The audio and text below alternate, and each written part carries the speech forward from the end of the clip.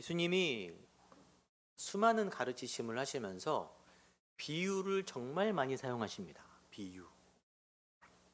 오늘 말씀도 비유죠. 왜 비유를 사용하실까? 아마 쉽게 가르치기 위해서, 당시 유대인들이 많이 사용하는 방식이기도 했고 쉽게 가르치기 위해서 비유를 얘기하시는 거예요. 예수님의 지혜는 하늘에 있는 지혜입니다. 여러분, 하늘에 있는 지혜를 땅에 사는 사람들이 100% 이해한다는 게 애초에 성립이 안 되는 거예요. 모릅니다. 초월적 영역에 있는 지혜이기 때문에. 근데 예수님이 그 초월적인 하늘의 지혜를 땅에 있는 우리들에게 알려주기 위해서는 현실, 그 중에서도 일상에서 쉽게 접할 수 있는 일들을 비유해서 알려줄 수밖에 없는 거예요. 그래서 대표적인 예로 씨 뿌리는 자의 비유, 혼인잔치의 비유, 밭에 감추어진 보화의 비유, 이런 비유로 풀어서 설명을 해주고 계세요. 그런데 이렇게 쉽게 설명하기 때문에 부작용도 있습니다. 뭐냐? 우리가 어린아이에게 뭘 설명할 때 어른의 기준으로 설명하기가 쉽습니까? 어렵습니까? 어려워요. 목요일 저녁에 아내랑 소파에 이렇게 있었는데 저희 딸이 책을 보다가, 걸리버 여행기에 왜 그런 말이 있는지 모르겠는데 책을 보다가 책을 갖고 와서 물어보는 거예요. 아빠, 글래머가 뭐야? 순간 당황했어요. 아내랑 뭐지? 어떻게 해야 되지? 살짝 진땀을 뺐어요. 얼레덜레. 그래갖고 이렇게 이쁜 사람을 의미하는 거야. 이쁜 사람. 그러면서 그 신체적인 특성도 대충 말해주긴 했습니다. 글래머는 이런 사람이야. 근데 우리가 그 단어에 대해서 어른들이 아는 그 뉘앙스 그대로 설명해 주기가 어렵잖아요. 어떻게 그 말을 해주니까. 여러분 다 알지만 아이들은 뭐지? 싶단 말이에요. 비유 역시 마찬가지예요. 하늘의 지식을 땅으로 가져오려니까 그 세밀한 잔가지들을 다 제거해내고 큰 이미지로만 보여주는 거예요. 그럼 어떤 일이 생기냐? 제가 글래머는 이쁜 사람이야 라고 했더니 저희 딸이 만약에 잘못 이해해서 얼굴이 이쁘면 글래머구나 라고 생각하면은 벌써 오류가 생기기 시작하는 거 아니겠습니까? 비유도 그런 거예요. 그래서 비유만 딱 떼서 바라보면 안 되고 성경의 큰 흐름 속에서 어떻게 비유가 사용했는지를 항상 봐야 합니다. 안 그러면 아전인수라 그러잖아요. 물을 자기식으로 자기 쪽으로 끌어들이는 것처럼 자기 입맛에 맞게 마음대로 해석하게 돼요. 그래서 이단들이 쓰는 특징이 뭐냐면은 항상 이 비유에 관한 해석을 주로 사용합니다. 비유. 우리나라에 정말 이단이 많잖아요. 정말 열심히 활동합니다.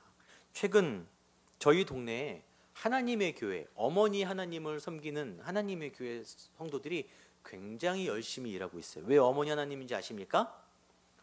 원래는 그 하나님 아버지였는데 그 교주가 죽었어요. 그래서 아내가 이어받아서 어머니 하나님으로 대처해 있습니다. 어머니 하나님의 은혜. 그 교주분이 여자분이에요. 그래서 이 동네에 젊으신 여자분들 이렇게 좀 갇혀 있고 두세 명씩 몰려다니면서 이렇게 전도하는 분들은 어머니 하나님. 요즘 동네에 굉장히 많습니다. 앞에 편의점 아주머니도 얘기해 봤는데 좋은 미술 전시관이 있다고 갔는데 어머니 하나님인 거예요. 가서 알았대요. 또 저희 교회에 매주 거의 한 달에 한 2번 정도는 신천지에서 우편물을 보내옵니다. 예, 저기 구리 시온지파 사람들이 우편물을 항상 보내와요. 한 번은 전화했는데 네네 뭐 전화하더니 계속 와요. 나도 보내볼까 하다가 안 되겠더라고요. 가끔은 우편물을 열어봅니다. 열어보면 성경에 우리가 혹할 만한 그런 얘기들을 많이 써놔요. 그렇게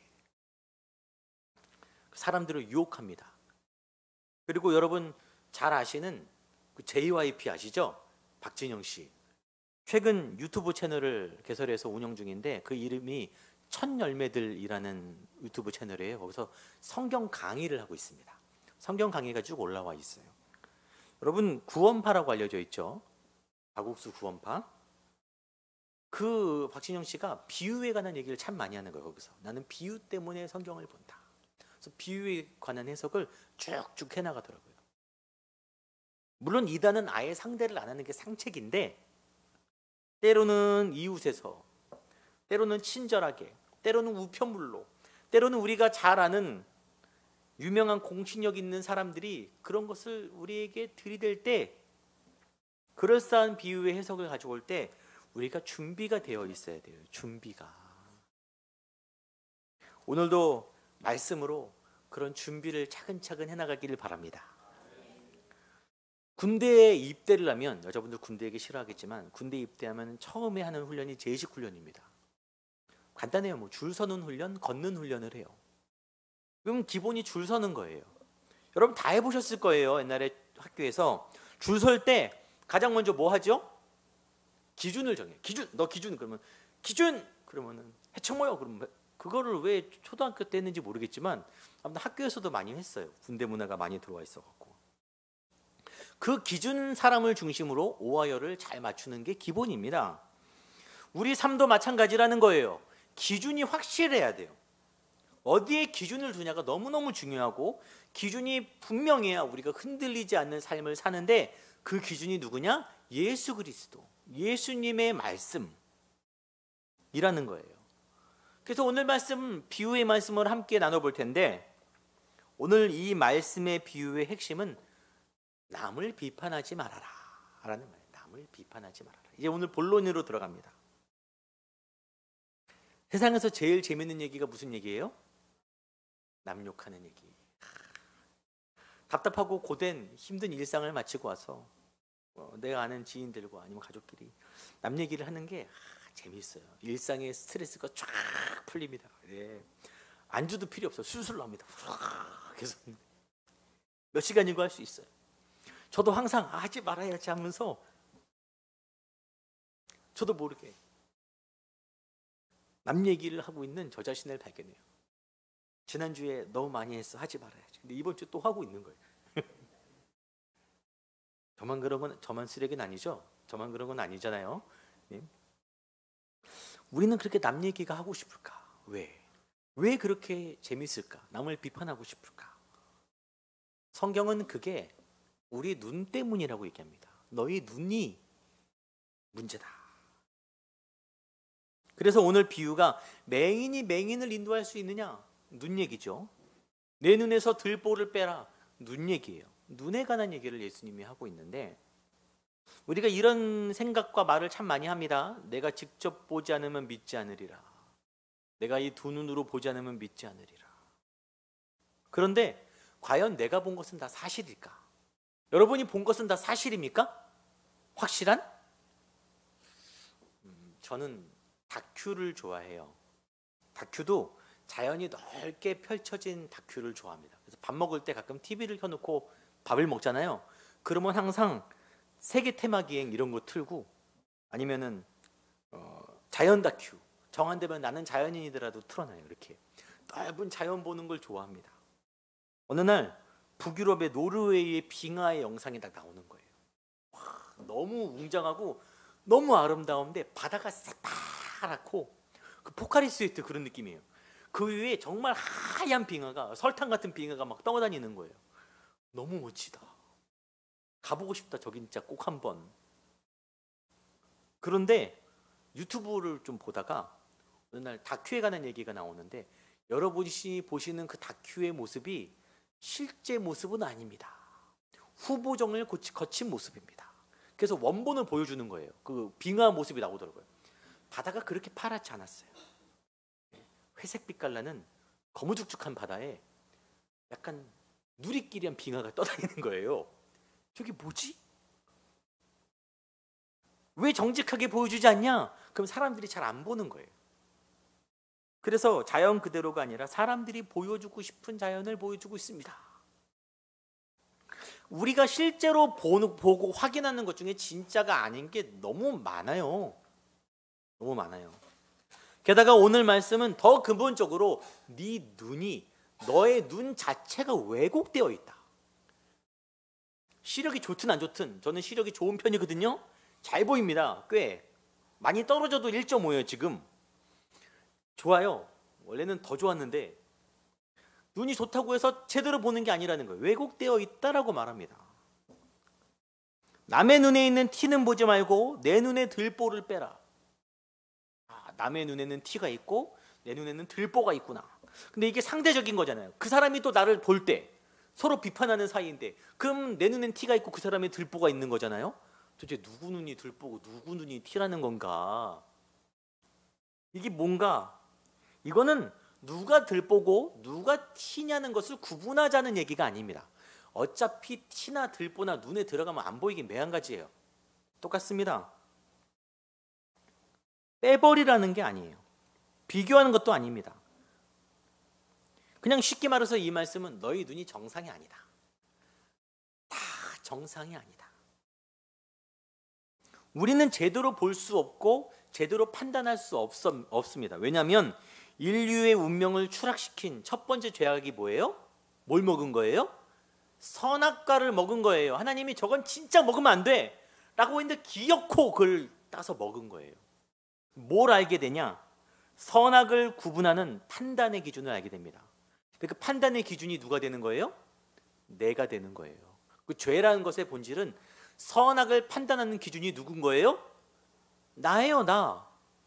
너는 틀리고 너는 맞다라는 것을 내가 판단하는 게 죄의 시작입니다. 왜곡된 기준으로 남을 보고 왜곡된 기준으로 자기를 보는 거예요. 요즘 유튜브를 많이 보니까, 제가 유튜브 자주 보죠. 네, 가끔이 아니고 참교육 영상이라는 게 참 많습니다. 그 유튜버가 나와서 오늘은 중고매매 허위 딜러를 참교육하러 가겠습니다. 그 중고매매에 관한, 자동차 매매에 관한 그 해박한 지식이 있는 유튜버가 가갖고 매장을 찾아가갖고 카메라를 들이대고 막 거래를 한 척하면서 상대방이 무슨 얘기를 하면 다 조목조목 반박을 하면서 막 깨부수는 거예요. 꼼짝 못하게 팩트로. 저는 그 모습이 너무 무서웠어요. 너무 폭력적이에요. 마치 자기는 좀 더 상대적인 정의로운 것 마냥 상대방을 공개적으로, 도대체 저런 영상을 찍어서 올릴 권리를 누가 누구에게 부여해줬는지 모르겠는데 그런 세상인 거예요. SNS에도 함부로 남의 얘기를 올리고. 여러분, 사람의 인생이 언제 뒤집힐지 모르는 거 아니겠습니까? 언제 내가 그런 죄를 저지를 수 있는지 모르는 게 우리 인간인데, 어쩌면 저도 살면서 그런 큰 죄를 저지를 수 있는데 그때 어떤 유튜버가 찾아와서 카메라를 들이대면 너무 섬찟한 거예요. 너무 무서울 것 같아요. 모자이크 해도 다 알잖아요. 주위 사람들은. 누가 내 얘기를 SNS에 막 올리면 어떡하나, 잘못했을 때. 너무 두려워요. 우리 나중에 서로 허물이 발견돼도 그러지 말기로 약속해요. 예. 그냥 나만 알고 옆 사람만, 몇 사람만 얘기하고 끝내기로 약속해요. 예. 약속한 거예요, 서로. 예. 요즘 세상이 그래요. 요즘 또 하나의 사회의 큰 문제로 대두되는 게 뭐냐면은, 법을 집행하는 사람들이, 법을 다루는 사람들이 정작 자신은 법의 테두리에 집어넣지 않고 빼버리는 거예요. 자기는 법의 영향력에 받지 않고 남들만 법으로 심판하는 지금 그 모습이 사회의 큰 문제로 대두되고 있지 않습니까? 이게 사람이 가진 죄성의 본질인 거예요. 판단을 내가 하는 겁니다. 너는 잘못됐어. 너는 죄인이야. 나는 옳아.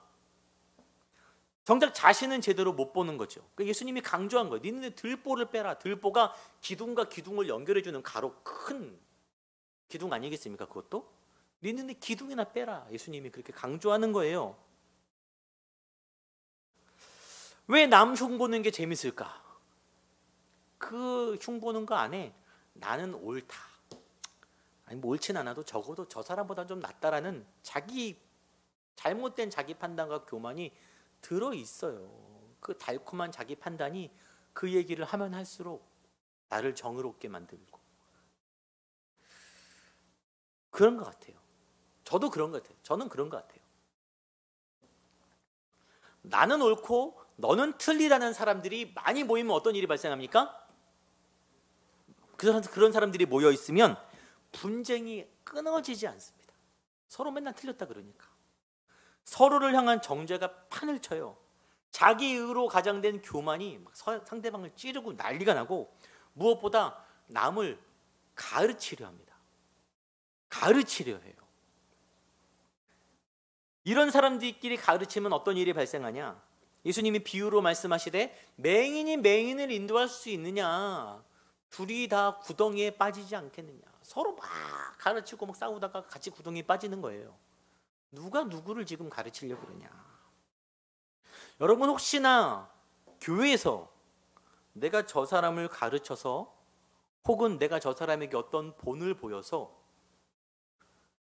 저 사람을 바꾸겠다라는 마음이 있다면 빨리 버리셔야 됩니다. 그냥 확 버리셔야 돼요. 따라하겠습니다. 나나 잘하자. 예, 나는 너나 잘하자 하지 말고 나나 잘하자. 예수를 믿는다는 게 뭐냐? 간단합니다. 내 눈, 나를 보고 상대방을 보는 눈이 잘못됐다는 것을 인정하는 거예요. 내 눈이 비정상인 것을, 내 눈이 망가졌음을 솔직하게 고백하는 겁니다. 바울이 살기등등하게 다메섹으로 향하고 있었어요.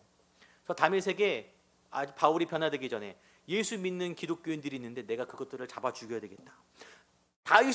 바울의 눈에는 다메섹에 있는 성도들이 다 죽일 놈으로 보이는 거예요. 나쁜 놈, 악인으로 보이는 거예요. 나는 의로운 사람이고. 그래서 다메섹으로만 가는데 예수님이 찾아오셔서 어떤 일을 행하시냐? 바울의 뭐를 가려버리세요? 눈을 가려요. 눈을. 굉장히 상징적인 의미가 있죠. 네 눈이 잘못된 거야. 눈을 가려 비늘 같은 거로 덮어버립니다. 그게 며칠을 고생하다가 하나님이 나중에 비늘을 열어주세요. 다시 눈을 뜨게 되었을 때 그가 깨달은 겁니다. 아, 내가 잘못 보고 있구나. 자기를 이해하게 되고 남을 바라보게 돼요. 그래서 어떤 자기 고백을 하냐? 우리 금요일날 나눈 이야기인데 내가 전에는 비방자였고 박해자였고 폭행자였다. 전에만 그런 게 아니라 지금도 그렇다. 죄인 중에 괴수가 나다. 나는 눈에 가장 큰 들보가 있는 사람이다 라고 고백을 하고 예수를 만나니 내가 그런 사람인 걸 알게 되고 또한 더불어 예수를 만나니 다메섹에 있던 그 죽일 성도들이, 악한 성도들이 더 이상 악하지 않게 보이더라. 선하게 보이더라. 그는 유대인으로서 이방 사람들을 경멸하고 무시하던 사람이었는데 내가 예수를 믿고 나니까 이방 사람들도 하나님이 사랑하시는 은혜의 백성임을 깨달았다. 그래서 그가 이방인의 사도가 되지 않습니까? 바울이야말로 그 시선이 변하는 본이죠. 우리에게 보여주시는. 자, 이제 마지막으로 우리가 정말 중요하게 짚고 넘어가야 될 신학적 명제가 있는데 착각을 하면 안 돼요. 예수 믿고 내가 성령 충만해요. 은혜가 충만하고 지금 그러면 내 눈에 있는 들보가, 오늘 말씀에서는 내 눈에 있는 들보를 빼고 들보를 뺀 후에 남의 눈에 있는 티를 빼줘라 그러거든요. 그럼 내가 성령 충만하고 예수 믿으면 내 눈에 들보가 과연 빠질 것인가? 빠집니까 안 빠집니까? 뭐 일리 있는, 둘 다 맞아요. 예, 잠깐 뺐지만 다시 바뀌지. 저는 아니라 생각해요. 우리는 항상 이 땅에 발을 딛고 살기 때문에 이걸 잘 모르면 함정에 빠집니다. 내가 요즘 신앙생활 좀 잘하고 예배도 잘 드리고 개인 경건 열심히 하고 봉사도 많이 하고 있으니까 내 눈은 지금 좀 온전한 상태다 라고 착각을 하는 거예요. 이게 전형적인 유대 바리새인들의 논리입니다. 이러면 뭐가 보이냐? 다른 사람들만 보여요. 왜 저렇게 안 하지? 다른 사람들을 비판할 확률이 굉장히 높습니다. 그래서 때로는 교회에서 기도 많이 하는 분들, 봉사 많이 하는 분들, 전도하고 막 열심히 하는 분들이 가장 무서울 때가 있어요. 그분들이 하는 휘두르는 칼이 제일 아픕니다. 요즘 기도 좀 하나? 요즘 왜 안 나와? 기도해야지. 저 목사님 요즘 말씀 보고 기도 좀 하나? 요즘 설교 좀 그런데 막 무서워요. 무슨 말을 할지 몰라요. 오늘 말씀을 제대로 분석해 보자고요. 37절 같이 읽겠습니다. 비판하지 말라. 그리하면 너희가 비판받지 않을 것이다. 정죄하지 말라. 그리하면 너희가 정죄를 받지 않을 것이요. 용서하라. 그리하면 너희가 용서를 받을 것이요. 비판하지 아니하면 비판받지 않을 것이다. 정죄하지 않으면 정죄받지 않을 것이다. 용서하면 용서받을 것이다. 근데 이렇게 해석하면 주어가 누구예요? 나잖아요. 내가 비판하지 아니하면 비판받지 아니할 것이다. 주어가 난 거예요. 그 해석을 이렇게 하면 안 됩니다. 사실 내가 기준이 되는 것이 뭐라 그랬어요? 죄라 그랬어요. 기준이 오직 누구여야 됩니까? 예수님이어야 돼요. 그래서 오늘 이 말씀을 뒤집으면 기독교의 진리가 더욱더 명확해집니다. 뒤집으면 어떻게 되냐? 비판받지 아니하면이 아니라 내가 예수님께 비판받지 않았기 때문에 너도 비판하지 말아야 된다. 내가 지은 죄들로 말미암아 먼저 정죄받지 않았기 때문에 너희도 정죄하지 말아야 된다. 내가 예수의 십자가의 은혜로 먼저 용서받았기 때문에 너희도 용서해야 된다. 우리 그런 사람들 아닙니까? 우리 눈에 막 들보가 막혀 있어도 하나님이 이 어리석은 놈 그렇게 안 하시고 다독여서 그래도 주의 일을 해야지. 그래도 다시 회복시켜 주시고 돌이켜 주시고 돌아오게 하시고 하시지 않습니까? 은혜와 사랑으로 하나님이 나를 정죄했으면 벌써 우리는 여기 못 있고 끝났어요. 끝났어. 이것이 은혜 받은 사람들의 자세입니다. 내가 안 되는 사람이구나. 내 눈이 이상하구나. 여러분의 눈을 믿지 마시기 바랍니다. 여러분의 판단을 믿지 마세요. 여러분이 지금 남을 바라보는 그 눈이 왜곡됐음을 인정하시고 오직 예수님, 오직 예수의 말씀을 기준 삼는 저와 여러분, 저희 공동체. 그래서 오늘 함께 말씀 셀 모임 할 때 그런 기준으로 서로를 바라보길 바래요. 그런 아름다운 나눔이 있는 교회가 되기를 소망합니다. 우리 함께